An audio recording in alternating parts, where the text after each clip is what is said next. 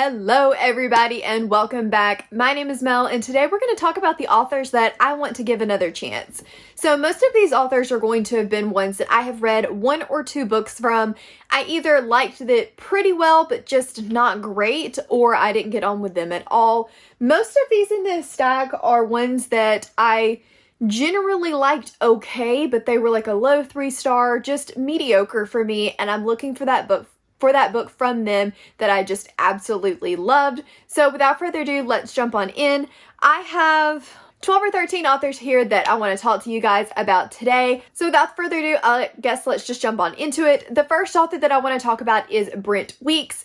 And Brent Weeks is the author of the Black Prism series. He also wrote the Night Angel trilogy, and I read the first book in the Night Angel trilogy and just found it okay enough. I think I ended up giving it like a 2.5, maybe a 3-star.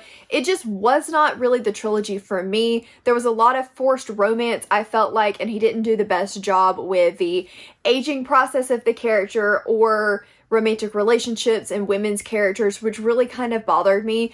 I do know that this was his, I think, debut novel, so in some ways I do want to give him a little bit of slack. My dad's actually read all of the Night Angel trilogy and loved them, as well as most of the Black Prism series, and really enjoyed those as well. Typically, I trust his reading taste as far as high fantasy, and what he enjoys, I will likely enjoy too. So I do want to give him another try at some point.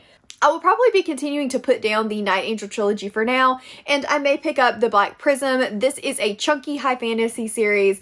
It has a hard magic system, and I've heard if you are a fan of Brandon Sanderson and the way that his magic systems are written, that you might like this one too. It involves a lot of different colors and color type magic, so I do think that I will hopefully enjoy that one, and at least I have one on my shelves. I really need to get it off of my TBR. The next author may surprise a few people, and that's going to be Joe Abercrombie.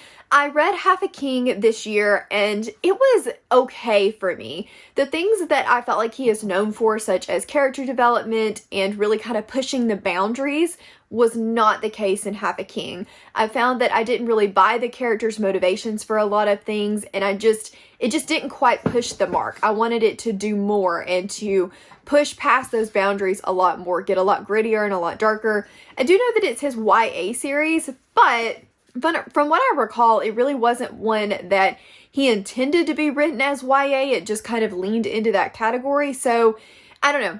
I do want to give him another chance, and of course I will be doing The Blade itself when I do. This is the series that he is the most known for, the First Law trilogy, and I'm hoping to get to this one very soon. I've heard it is extremely grimdark, very gritty, very character-driven, but character-driven in a way that sounds like I would really enjoy, so this is going to be my next stop and the second chance for Joe Abercrombie. The next one, I'm still deciding if I really truly want to give another chance, and that is R.J. Barker. R.J. Barker wrote the Bone Ships trilogy, which you have all heard my thoughts on. If you haven't, Covers with Cassidy does a backlist book club, and that is the trilogy that we just read. We actually decided not to do a live show for the third one because we just couldn't make it work, and honestly, none of us really enjoyed that trilogy at all. When I read the first one, I was hoping that a lot of the problems that I had with it, the lack of plot, the lack of movement forward in the world, would be resolved in book 2. And then I read book 2, and none of those problems were resolved. We still didn't get a lot of world building, we didn't get a lot of plot forward movement, and I was like, okay, what is the point here? What are you trying to accomplish? By the time we got to the third book, I was like, what's the point anymore? The ending of that just, to me, completely knocked out anything that he had set up in the first 2 books, which admittedly wasn't much. I did not enjoy that trilogy. I have heard that his Wounded Kingdom series, which starts with Age of Assassins, is a lot different. So I'm hoping and wondering if the writing style is a little bit different in Wounded Kingdom. So I'm interested. I'm curious to see what the difference is, and would I happen to like the Wounded Kingdom trilogy better. So at some point I do plan to try those. Therefore, he is going on the author second chance list. So those are really the fantasy authors that I want to give a second chance. And then we have Lyssa Kay Adams, who is a romance author. And I've only read one book of hers so far, the first in the Bromance Book Club. And it was okay. I didn't love it. I didn't absolutely hate it, but there were a lot of problems, especially with the female character that I had. I was really rooting for the male character in this series. And the reason that I will give her a second chance is because the first series or the first book focuses on second chance romance and a marriage that is trying to be reconciled. And that's just not a trope that I personally enjoy. So I do want to give her another chance, maybe try another book in the series to see if it wasn't Lyssa Kay Adams and it was just the fact that it was a second chance romance, or is it her writing and her characters that I don't necessarily get along with. Then moving on to a few thriller authors, the first one that I wanted to mention is Mary Kubica. She has written a lot of different thriller books. The one that I have sitting here that I read the most recently is Local Woman Missing. This one is a pretty generic setup about a woman that goes missing in the town and a girl that comes back from being kidnapped. There's a lot going on in this book, and while the setup was really interesting, the payoff just wasn't there for me. I did not like her ending, but I did like the setup pretty well, so I do want to give Mary Kubica another chance. She's a thriller author that I hear a ton of good things about, and she's got a very large backlist, so I think that there is plenty for me to choose from as far as the different books that I could consider reading next from her, and I'm hoping that I will enjoy the next one.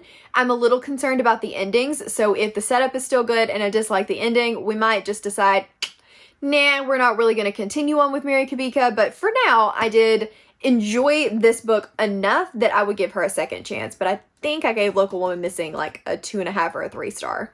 And then we have Adrian McKenty, and I've only read the one book of his so far, and that was The Chain, which the first half of this book was close to a 5 star. I absolutely loved the first half, and then the second half just derailed completely and almost felt like an entirely different book. But since I love the first half so much, I do want to give them another go. This author, I think, has a pretty decent backlist. If I'm not mistaken, they've got the Sean Duffy series, which I did not know about. And then there's another one coming up this year that was actually on my most anticipated for the second quarter, which is called The Island. It's a domestic thriller. And I am interested. I do want to give another one a go and see if perhaps it just wasn't the direction that The Chain took that wasn't for me, or if it was the author itself that wasn't for me. Moving on to one that I've actually only tried one book from, and I did end up DNFing this one, and that is In the Woods by Tana French. This author is beloved. People love Tana French. There is a series based on Into the Woods that gets a lot of hype. And the setup in this one was really cool, but the writing was very dry. And I don't know if it just wasn't right time, right place, or if maybe if I watched the show and came back to it, I would enjoy it a little bit better. Tana French has a very large backlist of different books, both in this series and standalones. So I do want to give her another try because I'm hoping that the writing style just was something I needed to get used to a little bit more. Her stories sound incredibly interesting, so fingers crossed that that's all it was, and I will be able to enjoy the next book that I try from her, or I might actually give this one another try, and that's why I've hung on to it, because I thought that I might want to pick it back up again. And then moving on to one that's probably going to surprise a lot of people, and that is Stephen King. I have read the first in the Gunslinger series, and then I have read part of The Stand. I got about 750 pages into that 900-page chunker and put it down. And I know I've heard that The Stand is not the best place to start. The reason I started there was because the TV series was coming out, and I really wanted to read it beforehand to see if I wanted to watch the series. But it just was not the book for me. There was too much meandering, too much traveling, too much telling me about every blade of grass and describing what every blade of grass looked like. So I have been told to try Pet Sematary and see if I like it a little bit better. I am going to try.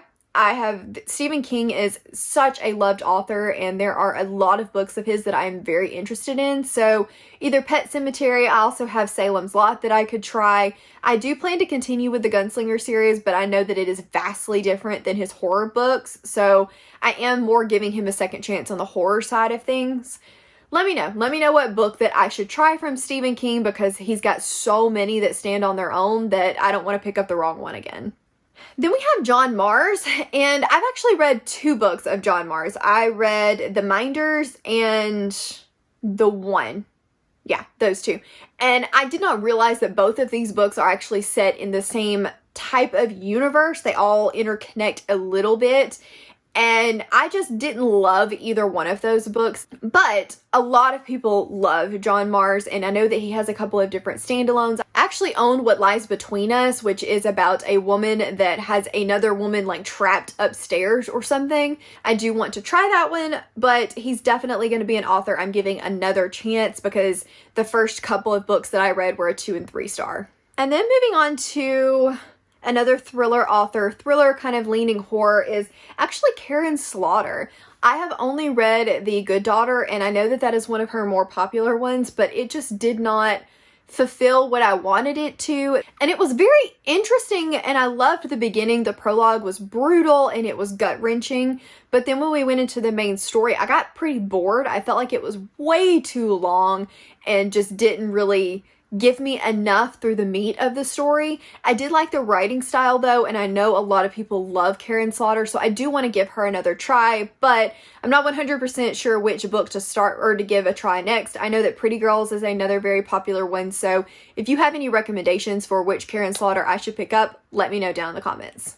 Next are 2 other horror authors. The first one is Adam Caesar, who wrote Clown in a Cornfield. This is a very traditional slasher novel, and I had a good time with this one. Would I say that it's one of my favorite books? No, but I did enjoy it well enough. I wish it hadn't been YA. I think I would have liked it more if it had been adult and it had really gone there, but I had a good enough time. I think I ended up giving this one 3 stars, so I would be interested in reading Adam Caesar again, especially if he were to write an adult novel. I think I would really enjoy his horror adult novels.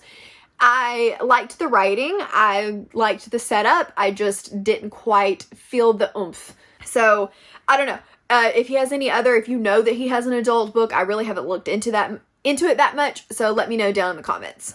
The next horror author that I want to talk about is Christina Henry. I've read 2 books of hers, The Horseman and Near the Bone.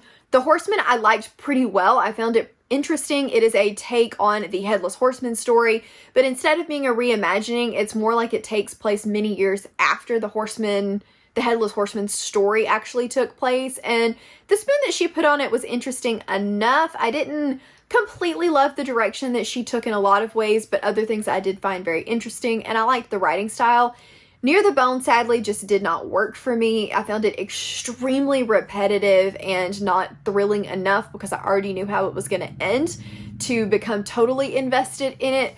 But that wasn't a writing style choice. That was more of that's what that book was supposed to be. And I just don't like those kind of books that really have no forward driver other than the thriller aspect, but then you know how it's going to end. So is it actually that thrilling? I don't know. I needed more stakes in that one. But I do want to give her another try. I don't know whether to continue in this kind of series that she's got going on that kind of follows the different characters like Alice in Wonderland, The Horseman, etc. Or if I want to try one of her other standalone horrors, but I do want to give her another go. And the last one that I do kind of want to give another try is completely different vein than the rest of these, and it's going to be a middle grade author, Maria Kuznar. This author also has, I think, an adult book that was a Nutcracker retelling. I enjoyed The Ship of Shadows pretty well when I read it. It wasn't overly exciting. There were some things that I didn't love about the book, and I felt like it was a very cookie cutter middle grade, but the pirate setting was very cool, and now that I know that there is a sequel out and hopefully going to be more to come, I do want to give this series another chance, but I do want to give the author another chance as well. Hopefully she writes a few more adult books that aren't quite as like lyrical and whimsical, because that just doesn't really work for me as a reader, and I know that. That is my list of authors that I want to give another chance to. Let me know down in the comments if any of these authors have books that you're like, yes, pick this up. This is the book that's going to do it for you and change your mind entirely about these authors. Or if you're like, if you didn't like the book that you read by them, you're probably not going to like any others that they have written, and that will save me some time and effort. So yeah, talk to me down in the comments any other authors that you want to give a second chance to, and I will see you guys in the next one. Bye!